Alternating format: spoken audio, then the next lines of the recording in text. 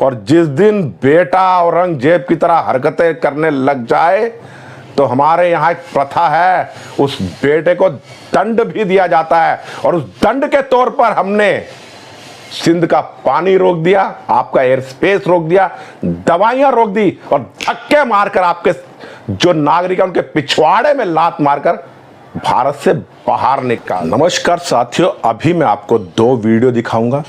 पहली वीडियो तो पश्चिम बंगाल की एक महिला की है जो मोदी जी से गुहार लगा रही है, और दूसरी वीडियो पाकिस्तान की एक ऐसी महिला सांसद की है जो भारत को धमकी दे रही है।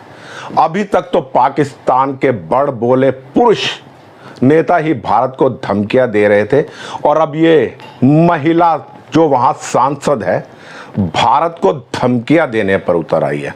ये तो वही कहावत हो गई कि छाछ तो बोले बोले छलनी भी बोलने लग गई है।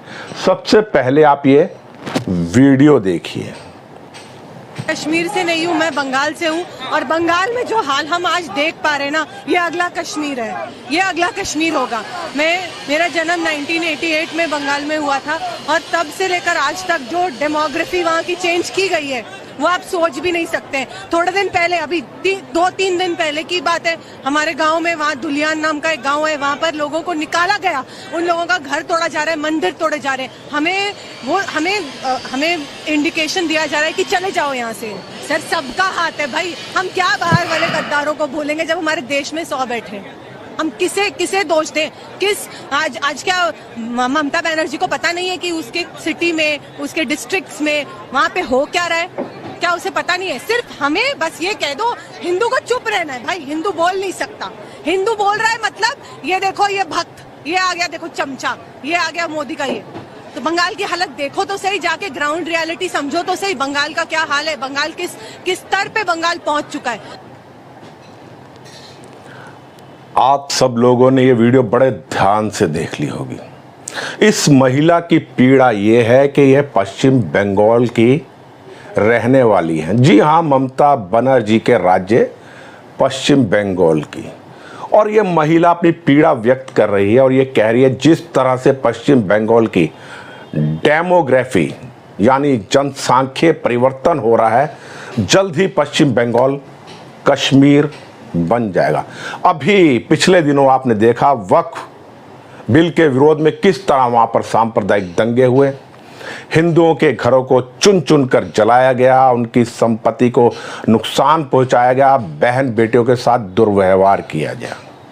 अब ये महिला गुहार लगा रही है देश के प्रधानमंत्री जी से कि मोदी जी हमें बचा लो, अगर जल्द ही आपने कोई सख्त कदम नहीं उठाया तो पश्चिम बंगाल दूसरा कश्मीर बन जाएगा।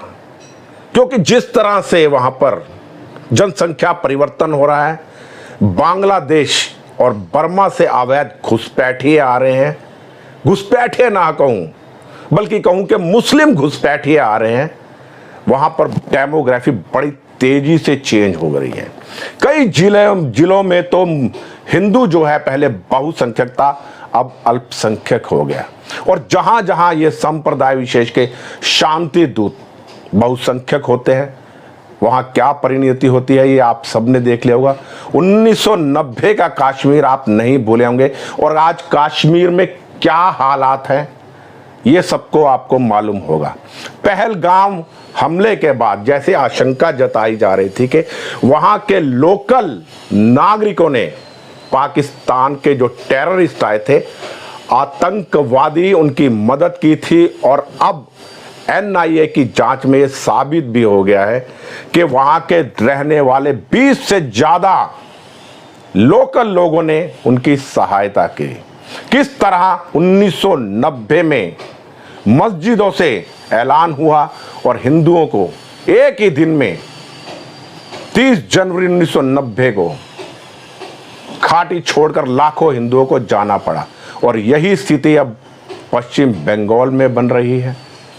ये महिला ये बात कह रही है, अगर ये बात मैं कहता तो शायद आप मेरी बात का विश्वास नहीं करते, क्योंकि मुझ पर अक्सर आरोप लगते हैं कि मैं एक पक्ष की बात करता हूं और कभी सत्यता नहीं दिखाता। मैं कभी एक पक्ष की बात नहीं करता, लेकिन देश के हित में जो बात होती है मैं वह अवश्य करता हूं।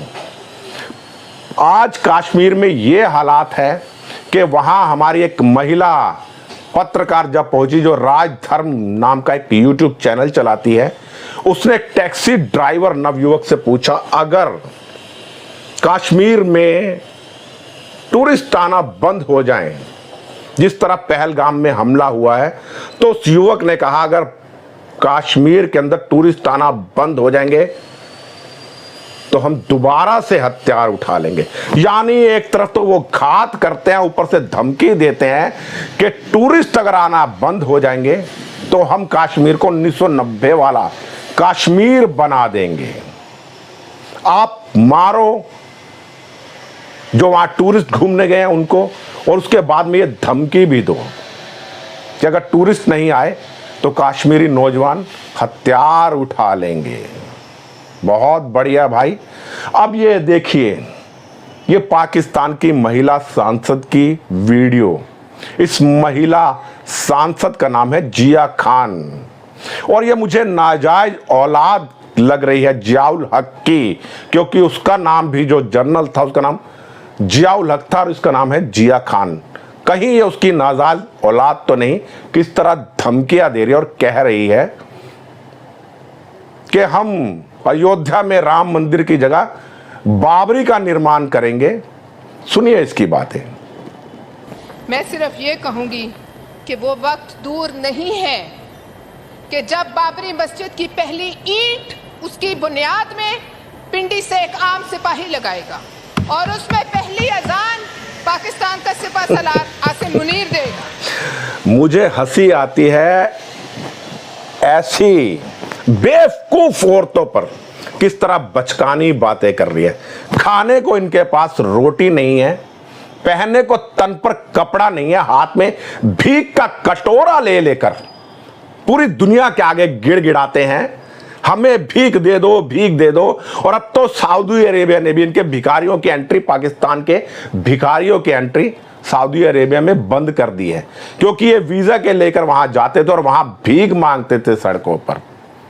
और जब मुस्लिम कंट्रियां इनके मुंह पे लानत भेज रही हैं, और पहलगाम हमले के बाद पहले ये रक्षा मंत्री कहता था हम एटम बम फोड़ देंगे, अब गुहार लगा रहा है, गिड़गिड़ा रहा है चाइना के आगे, रशिया के आगे।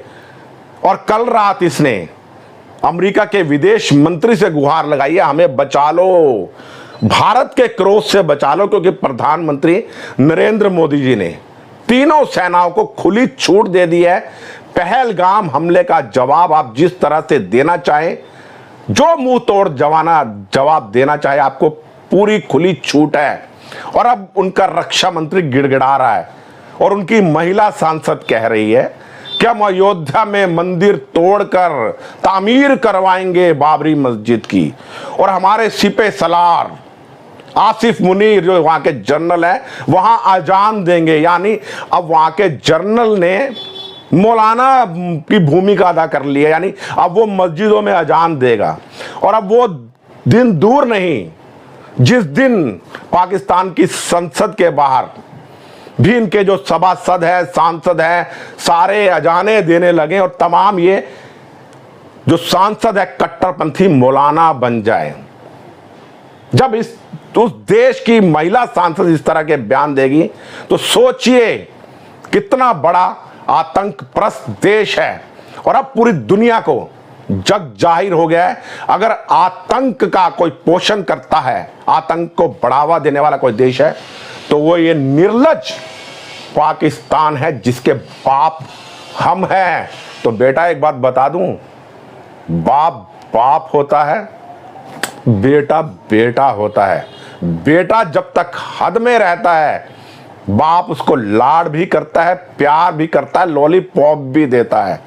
और जिस दिन बेटा औरंगजेब की तरह हरकतें करने लग जाए तो हमारे यहाँ एक प्रथा है, उस बेटे को दंड भी दिया जाता है। और उस दंड के तौर पर हमने सिंध का पानी रोक दिया, आपका एयर स्पेस रोक दिया, दवाइयां रोक दी और धक्के मारकर आपके जो नागरिक हैं उनके पिछवाड़े में लात मारकर भारत से बाहर निकाल दिया। ज्यादा हरकत करोगे तो हम अभी बहुत कुछ कर सकते हैं, यानी आपकी जेब खर्ची भी बंद करवा सकते हैं जो दुनिया से आप भीख मांगते हो, वर्ल्ड बैंक से।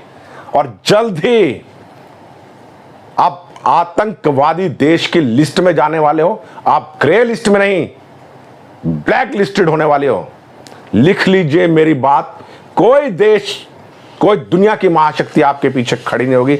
और जिन मुस्लिम देशों के दम पर आप उछलते हो ना, उन सब ने भी तुमसे पल्ला झाड़ लिया है, क्योंकि उनके आगे आप सिर्फ दो ही मांगे लेके जाते हो, या तो भीख का कटोरा या इस्लाम की दुहाई। बस इसी के साथ अपनी वाणी को विराम देता हूं। मैं राजेश वसीम, संवाद नेशन के साथ। जय हिंद, जय भारत, वंदे मातरम।